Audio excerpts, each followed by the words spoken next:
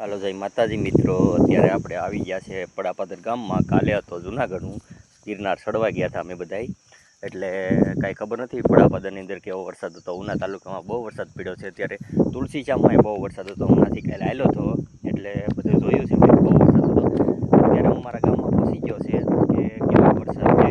અત્યારે વરસાદ તો થોડો છે, હું વાડીએ જ રહું છું એટલે વરસાદ તો બહુ પડ્યો છે. હાલો હું તમને બતાવી દઉં છું કેવો વરસાદ પડ્યો છે. હાલો બતાવી દઉં. તો અત્યારે તો સુકાઈ ગયું છે આ બધું પાણી, પણ વરસાદ તો હતો જ. એમ આમ જોતા તો એવું જ લાગે છે કે વરસાદ હતો એમ. જો હવે વાવણીનો વરસાદ થઈ ગયો છે આપણે, એટલે વાંધો નહીં આવે. આપણે કપા ને બધું ઉગી ગયું છે, સોળી પણ. એટલે હવે કેટલા દિવસ પાણી, ઘણા દિવસ નહીં પાવું પડે. આપણે વાડીએ જ રહીએ છીએ, આપણું મકાન છે. જોઈ લો, આપણે ખેતીવાડી જ કરીએ છીએ. બકાલું વેચીએ, ખોટું ક્યાં. યુટ્યુબમાં વિડીયા પણ બનાવીએ છીએ, તો અમારે થોડોક સપોર્ટ કરજો અમને મિત્રો. જોઈ લો, આટલું પાણી ભેરું થવા બધે ખેતરોમાં. જો આ બધા કપાસના સા છે, આ વખતે આખા ભરાણા હતા. તો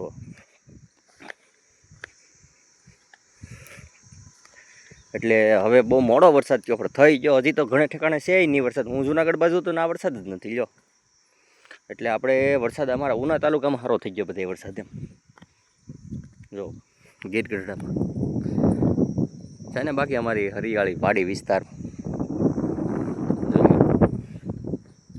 ઓલી પણ આપણે અમેરિકન મકાઈ વાવી છે, તો ઓલી આવી છે ને અમેરિકન મકાઈ છે બધી. જો કાંઈ ઘટે જ નહીં આપણી વાડીઓ.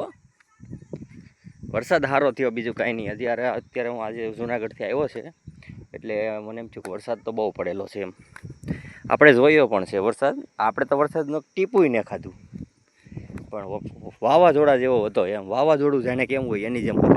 રસ્તા ઉપર આવ્યો તો ઘણા ખરા બાવળિયા પીડ્યા હતા રસ્તામાં, પીપળાના મોટા મોટા ઝાડવા પીડ્યા હતા એમ. જોઈ લો. તો બોલો બીજું. નમસ્તે. આપણે આવી ગયા છે વાડીના ઘર પાસે, એટલે આપણે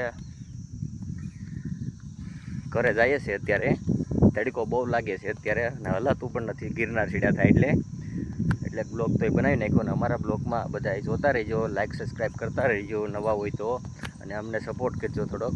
હાલો બધાને જય માતાજી.